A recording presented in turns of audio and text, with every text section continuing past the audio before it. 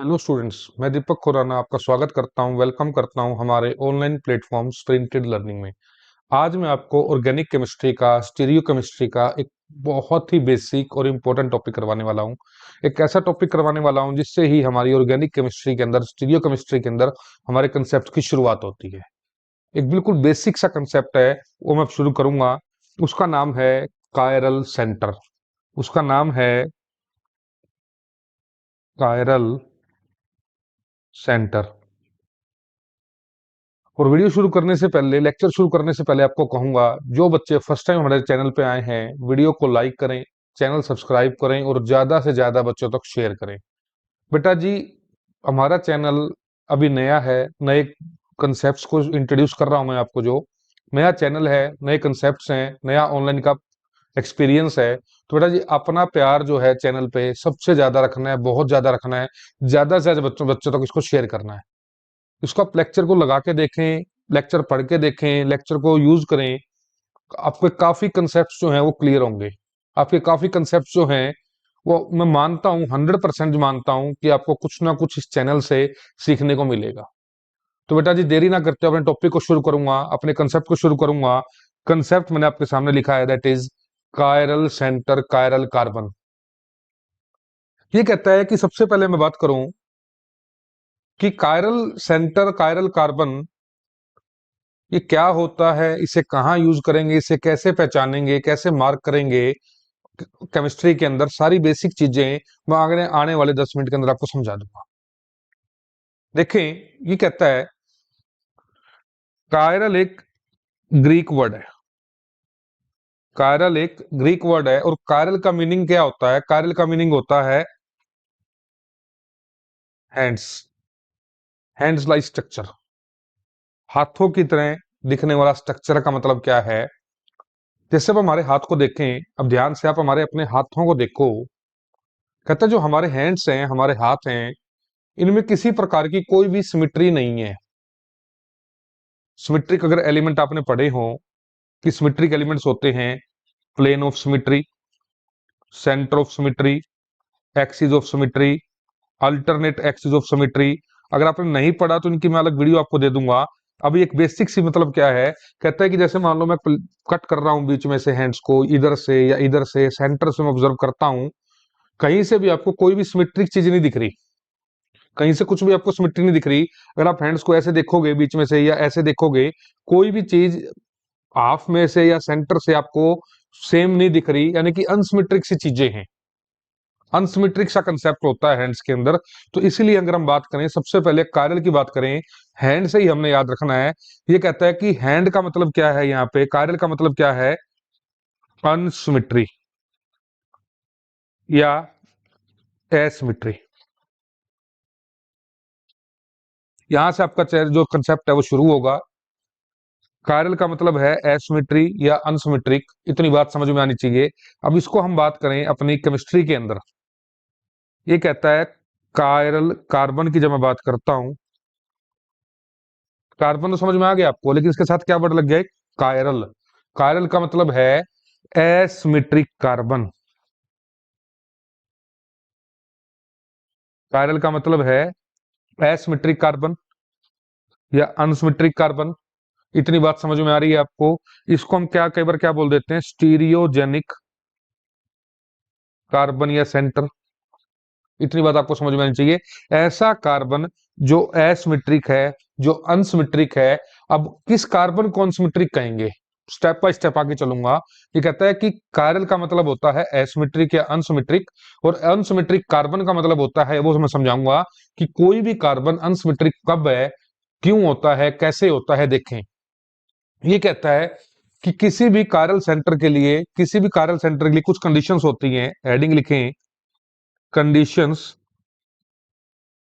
For chiral centre. जहां ये conditions fulfil हो जाएंगी, हम उसे कहेंगे कि हाँ ये कायरल सेंटर है, ये कायरल सेंटर है। पहली कंडीशन आपके सामने है, कहता कोई भी सेंटर, कोई भी कार्बन कब कायरल होगा। ये कहता है कि सबसे पहली कंडीशन है जो जिसके ऊपर हम सिमेट्रिक चेक कर रहे हैं, कायरलिटी चेक कर रहे हैं, तो कहता है atom must be sp3 hybridised. Hybridisation आपको इसके लिए पता होनी चाहिए, बेसिक सी होती है कि sp3 हाइब्रिडाइज्ड हो, इतनी बात समझ में आनी चाहिए आपको। या जर्नल में मैं बात करूं, कार्बन के लिए हम बात करते हैं कि विच कैरीज 4 सिग्मा बॉन्ड्स, कि कार्बन ज्यादा देखने को मिलेगा आपको, ऐसा कार्बन जिसमें 4 सिग्मा बॉन्ड बन रही हो, तो वो आपके पास sp3 हाइब्रिडाइज्ड होगा। पहली बात ये चेक करना है। सेकंड चेक करना है कि उसपे जो लगे हुए ग्रुप हैं, जनरली अगर कार्बन sp3 हाइब्रिडाइज्ड है, इसको हमने चेक करना है। अगर वो sp3 है ही नहीं, अगर वो sp3 है ही नहीं, 4 सिग्मा बॉन्ड ही नहीं है, तो उस पर 4 ग्रुप भी नहीं मिलेंगे। अगर उस पर 4 ग्रुप मिल रहे हैं, 4 ग्रुप मैंने माना ए बी सी और डी, बेटा मेरी बात जिनको हाइब्रिडाइजेशन आती है उन्हें समझ में आ रहा होगा। कोई भी sp3 हाइब्रिडाइज्ड कार्बन है, यानी कि उस पर 4 सिग्मा बॉन्ड है, मतलब उस पर 4 सब्स्टिट्यूएंट्स लगे हुए हैं, और चारों सब्स्टिट्यूएंट्स जो हैं ए बी सी डी, ये आपस में इक्वलेंट नहीं होने चाहिए, ये आपस में सेम नहीं होने चाहिए कोई दो भी। चारों के चारों आपस में सब्स्टिट्यूएंट्स जो हैं वो चारों के चारों डिफरेंट हो। पहले ये दो कंडीशन जो हैं कायरल सेंटर की, इसको आप नोट डाउन कर लो, इसको आप देख लो। कार्बन, यानी कि कार्बन की ज्यादा बात करेंगे हम, वो sp3 हाइब्रिडाइज्ड हो, 4 ग्रुप उस पर मिलेंगे सिग्मा बॉन्ड से अटैच्ड, वो चारों डिफरेंट होने चाहिए। ये देखो, जैसे मैं एक एग्जांपल देखता हूं, जैसे हमने मान लो कार्बन है, इस कार्बन पे ये 4 ग्रुप लगे हुए हैं, इस कार्बन पे ये 4 ग्रुप लगे हुए हैं, ए बी सी और डी। ये चारों ग्रुप जो हैं, मैंने भी आपको बताया, आपस में इक्वलेंट नहीं होने चाहिए। और कार्बन में आपने देखा ये चारों सिग्मा बॉन्ड है, 4 सिग्मा बॉन्ड है, sp3 हाइब्रिडाइज्ड है, तो अब ये कार्बन जो है वो कायरल है, ये कायरल सेंटर का काम करेगा। कौन सा कार्बन? सेंटर वाला कार्बन। और एक चीज का और ध्यान रखें, इस चीज को नोट डाउन कर लें, जो भी कायरल सेंटर होता है उसके ऊपर हम स्टार जो है स्टार मार्क कर देते हैं। स्टार से पता लग जाता है कि हाँ जी ये कायरल सेंटर है। ये स्टार की मार्किंग जो होती है ये रिप्रेजेंट करती है उसके कायरल सेंटर होने का, कायरलिटी का। इतनी बात आपको समझ में आनी चाहिए। अब इसका मैं एक एग्जांपल लेता हूँ, केमिस्ट्री का एग्जांपल लेता हूँ, देखेंगे। ये कहता है मान लो एक H लग गया, एक Cl लग गया, एक Br लग गया, एक CH3 लग गया। अब चारों ग्रुप जो हैं H, Cl, Br और CH3, चारों ग्रुप एक दूसरे से बिल्कुल डिफरेंट है। A B C D 4 group लगे हुए हैं, चारों दूसरे से अलग हैं। कार्बन sp3 हाइब्रिडाइज्ड है, चारों सिग्मा बॉन्ड है। ये बात समझ में आ रही है? तो ये कैसा हो गया, एक कायरल सेंटर का काम करेगा। ये स्टार मार्क कर दिया इसके ऊपर, इतनी बात आपको समझ में आनी चाहिए। सबसे इजी कंसेप्ट है। चलो देखें जी अगला एग्जाम्पल, इसको मैं लिख रहा हूं, इसको आप खुद अपना अगर वीडियो को पॉज करके खुद करके देखेंगे कि क्या ये कायरल सेंटर है या नहीं है। आ रही है मेरी बात समझ में?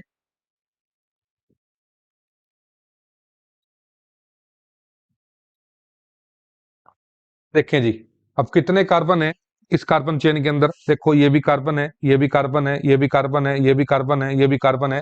सारे पॉइंट्स जो हैं वो कार्बन है। अब इनमें से आपने पता लगाना है कि कौन सा कायरल सेंटर है, कौन सा कायरल सेंटर नहीं है। मोस्ट इजी वे है, मैंने आपको बताया, सारों में 4-4 बॉन्ड होनी चाहिए, यानी कि चारों sp3 हाइब्रिडाइज जो भी कार्बन है, सॉरी sp3 हाइब्रिडाइज हो, चारों सिग्मा बॉन्ड हो, और उसके बाद इसके चारों ग्रुप डिफरेंट देखने हैं। देखो मेरी बात सुनो, अब ये कहता है इसकी मैं बात करूं, इस पे ऑब्वियस है कि 2 H मिलेंगे। अब आप ये मत कहना कि इसके ऊपर 2 ही बॉन्ड है, 2 बॉन्ड नहीं है। अगर 2 ही बॉन्ड रिप्रेजेंटेड हैं तो इसका मतलब यहाँ पे 2 H छुपे हुए हैं जिसको हम लिखते नहीं है। ये बात तो बेटा जी आपको पता होगी, ये 10th लेवल की बातें हैं। आ रही मेरी बात समझ में? ये सारे H इसके ऊपर लिखे हुए हैं। मैं इसमें अभी स्टीरियो केमिस्ट्री के अंदर नहीं घुसूंगा, आउट ऑफ द प्लेन या इन द प्लेन, अभी कायरल सेंटर की बात करूंगा। अब देखो इस पे 2 H हैं, मतलब कायरल नहीं होगा। 2 H हैं, कायरल नहीं होगा। 2 H हैं, कायरल नहीं होगा। 2 H हैं, कायरल नहीं होगा। यानी कि इन जो मैंने सर्कल कर दिए, इन सभी पे 2-2 एटम सेम है। इट मींस पहली कंडीशन तो फुलफिल होती है कि ये sp3 हाइब्रिडाइज्ड है, बट चारों डिफरेंट ग्रुप नहीं है। तो ये जो 4 कार्बन है, 1 2 3 4, ये तो हो ही नहीं सकते, क्योंकि इन पे 2 एटम सेम है, हाइड्रोजन और हाइड्रोजन। अब सेंटर वाला जो बीच में पेंडिंग है उसको चेक करते हैं। देखो इसको चेक करते हैं, इसको मैं दोबारा लिखता हूं। देखो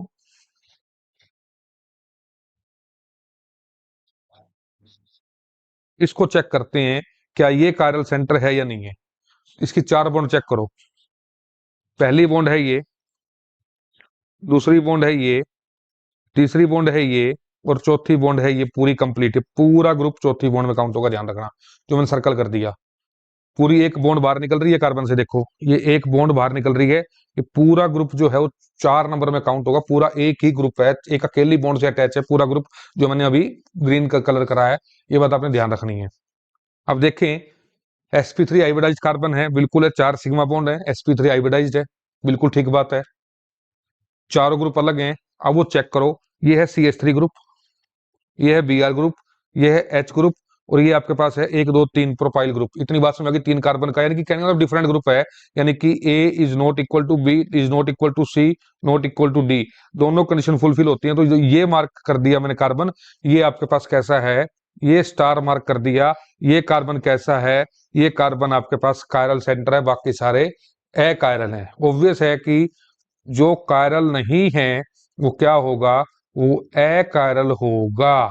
जो कायरल ही नहीं है वो कैसा होगा, अकायरल होगा, अकायरल होगा। ये बात आपको समझ में आनी चाहिए। एक एग्जांपल मैं और लेता हूं आपके सामने, इसको खुद करके देखेंगे।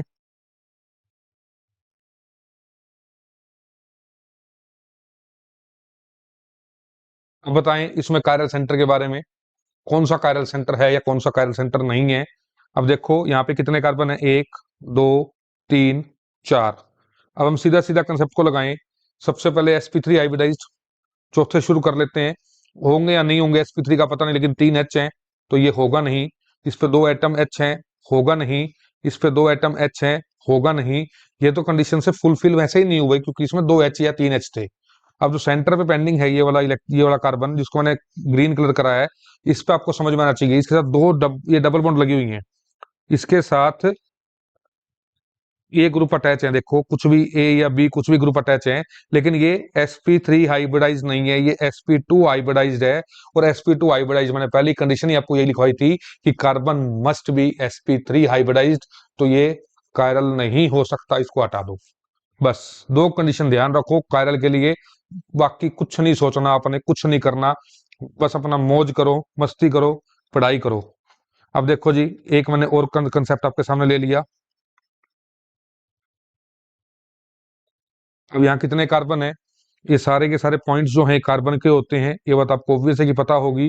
अब इसमें अपने आइडेंटिफाई करना है कि कौन कौन से कार्बन जो हैं कायरल हैं, कौन कौन से कार्बन कायरल नहीं है, वो आइडेंटिफाई करना है। देखो इस पे 3 बॉन्ड पेंडिंग है, ऑब्वियस है कि तीनों H होंगे, एक ही बॉन्ड बनी हुई है इसकी।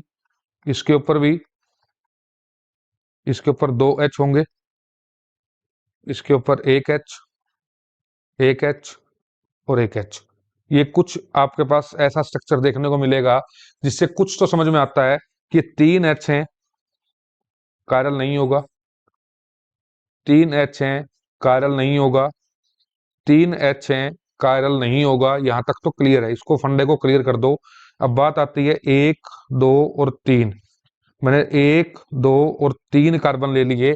अब इन फंडे की बात आती है कि इसमें क्या होगा। देखो अगर मैं पहले कार्बन की बात करूं, C1 की, C1 को देखता हूं तो ये कार्बन है, इसके साथ एक Cl लगा है, एक H लगा है, एक CH3 लगा है।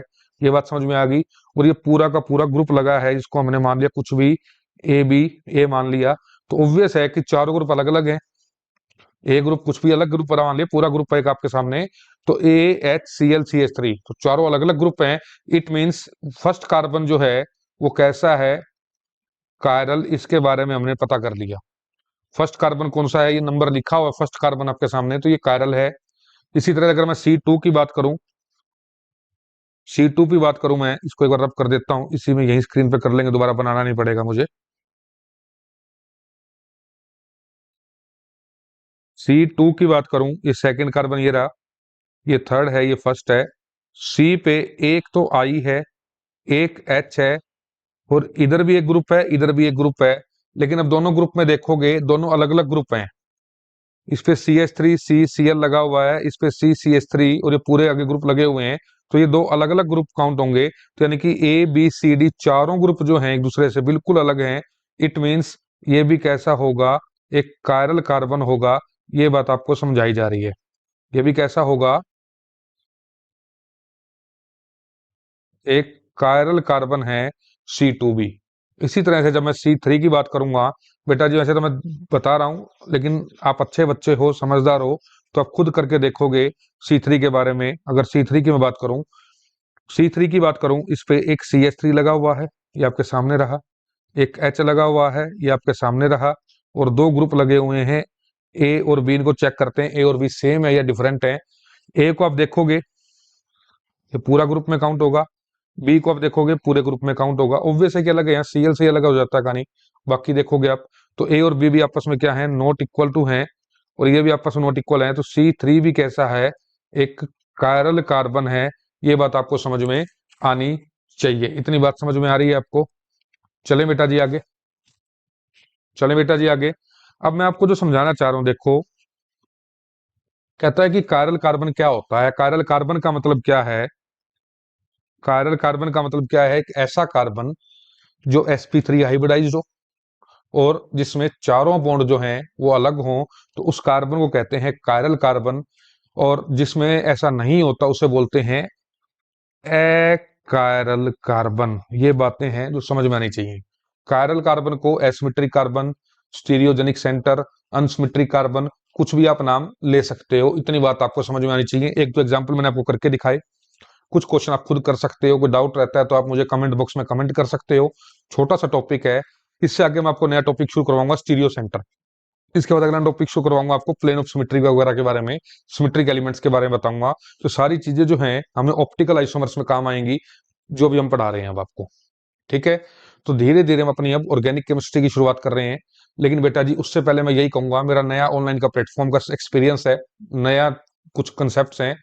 तो बेटा जी आपने अपने भरपूर सहयोग देना है, भरपूर प्यार देना है चैनल को, जिससे मैं आपको अच्छे से अच्छा कंटेंट और लाके दूं, अच्छे से अच्छे तरीके से मैं आपको रिप्रेजेंट करके दूं चीजों को। जहां तक हम मैक्सिमम होगा उतना अच्छा करने की कोशिश करेंगे हम भी आपके लिए। तो बस बेटा जी आपने चैनल लाइक करना है, सब्सक्राइब करना है, और वीडियो को ज्यादा से ज्यादा बच्चों को बेटा शेयर करना है। जितने हमारी रीच बनेगी उतना ही हमारा कॉन्फिडेंस बूस्टअप होगा, और उतना ही हम आपको अच्छा कंटेंट प्रोवाइड करने की कोशिश करते रहेंगे साथ साथ। आ रही है मेरी बात समझ में? तो बेटा जी आज के लिए इतना ही। Thank you very much.